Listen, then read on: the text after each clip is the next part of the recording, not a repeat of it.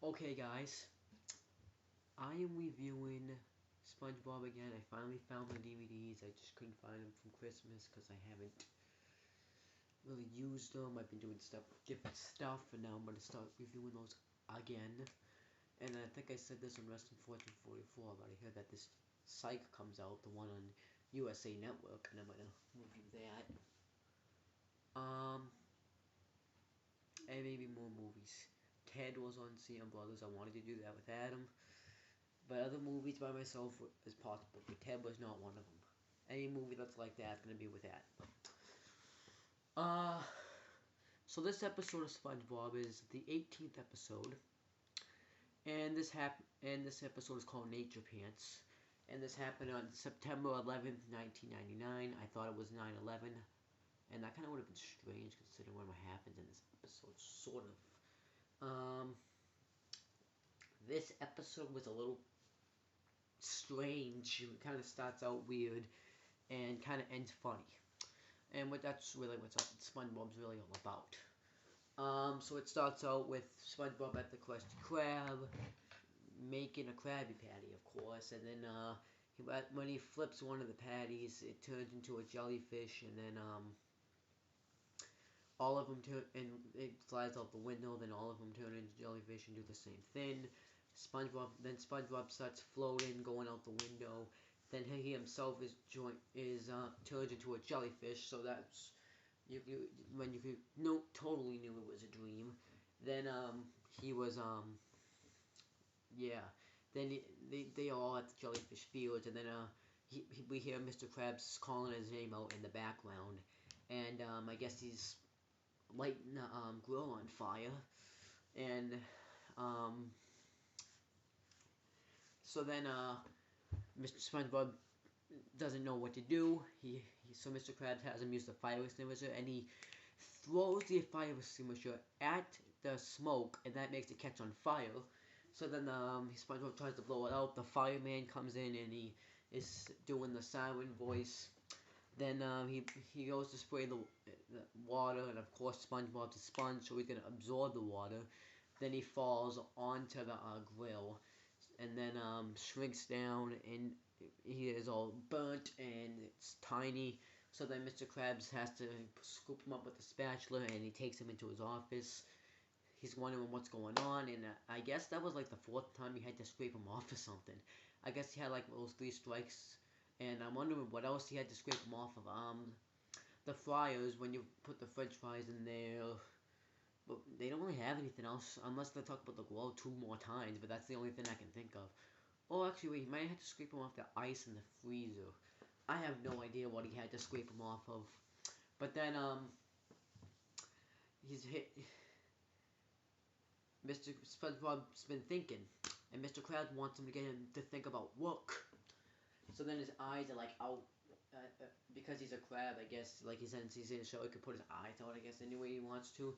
His eyes are like glued onto him, and Mr. SpongeBob says that he wants to just give up his life and go live with the jellyfish. That makes him laugh. Mr. Krabs laugh. Then Mr. Krabs says that he wouldn't last one day in the wild, that his natural habitat is right there. He talked like it's a kingdom. Then SpongeBob just leaves. And then he says he couldn't do us one day. He's going to prove him wrong. He pretty much quits because he puts his hat down. And then Mr. Krabs knows that he's going to be back.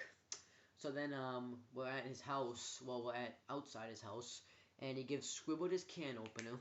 It's which says, "I thought this friendship would never pay off, like it was ever a friendship anyways." He gives Patrick mayonnaise and his old phone books. And he also gives him Old Reliable, and it looks like a regular jellyfish net, so I don't really see the difference, but we will later on. Then Sandy thinks he's having a garage sale, but then he tells Sandy what he's going to do. Go live amongst the wild with a jellyfish. And Sandy doesn't understand it because they're mean. She thinks that they're mean. And then SpongeBob's like, that's just what I would say if I was living the sham of a life I once lived. And he's gonna prove that he doesn't need the stuff to be happy. He goes to leave. But first he takes his pants off, and there's like this this pink bush that's covering his dick.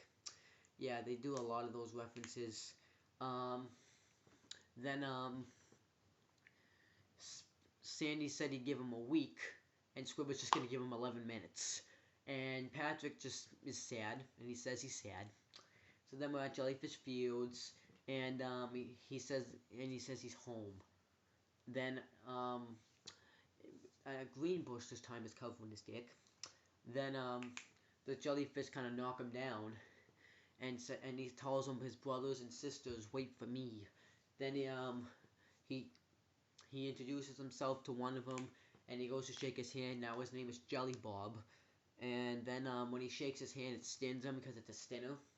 Then they eat grass too, and SpongeBob eats the grass, and he gets grossed out by the grass.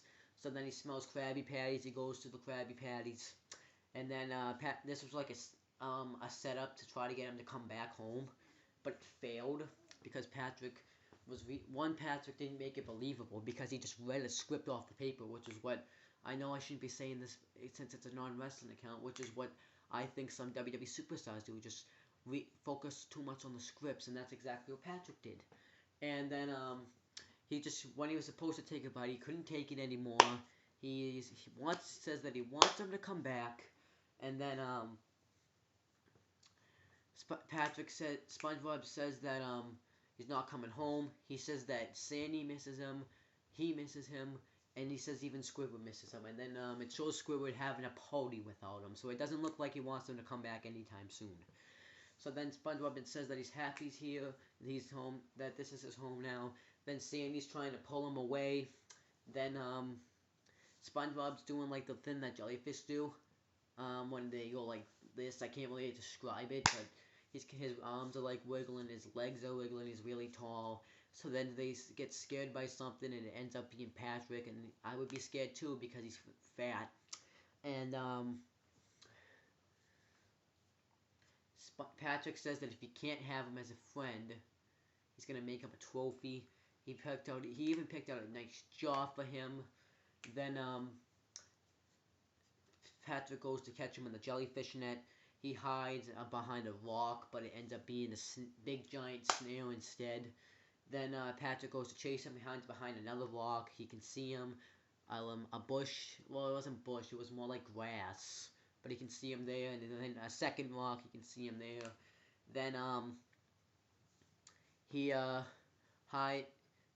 he thinks he escaped him, but since he's like Patrick's like on this big giant cave thing, and Patrick since he's when I was a kid, I didn't know why he was up there, but starfish, I guess, can stick to places, and that's what he did. Then he tries to catch him, but he fails, and then Patrick starts running, chasing after him. SpongeBob hides into the beehive in our world, but at Bikini Bottom, it's a jellyfish hive. And then Patrick tries to jump and catch him, but he can't. And this is probably the most exercise that Patrick ever has in SpongeBob, to be honest with you. It's not nice, but it's true. Then he says this is how it's gonna be. I hope you're happy. He breaks the net, and I hope that wasn't unreliable. He leaves. Then SpongeBob says wants to go back to Jellyfish Matters. Then some jelly falls on his nose, and then he eats the jelly. The jellyfish come back to the hive, and SpongeBob says, "Greetings, comrades." Then the jellyfish just sting him because they don't know he's a jelly. They know he's not a jellyfish, so they just sting him. And then SpongeBob's in a cave, and he said being a jellyfish is the life. I'm assuming this is sarcasm, or he's just trying to tell himself that.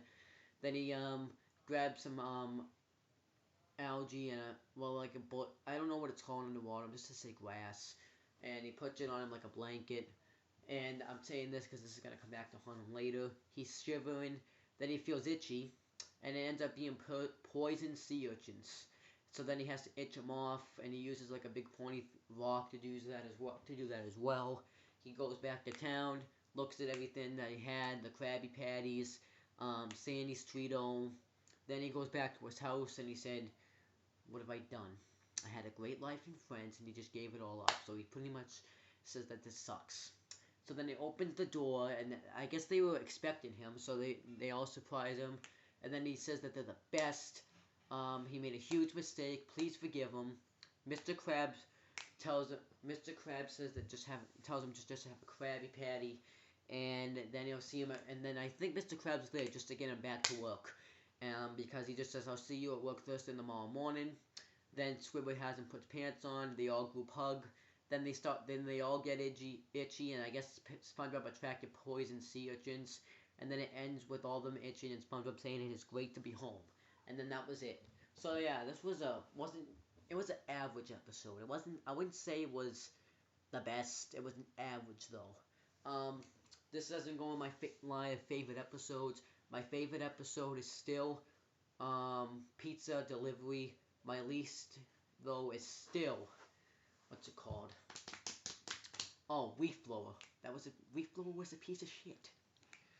But that's pretty much it, guys. The next time I'll be on this channel is probably doing a SpongeBob review or just random stuff. You never know. But I still have that SpongeBob thing behind me.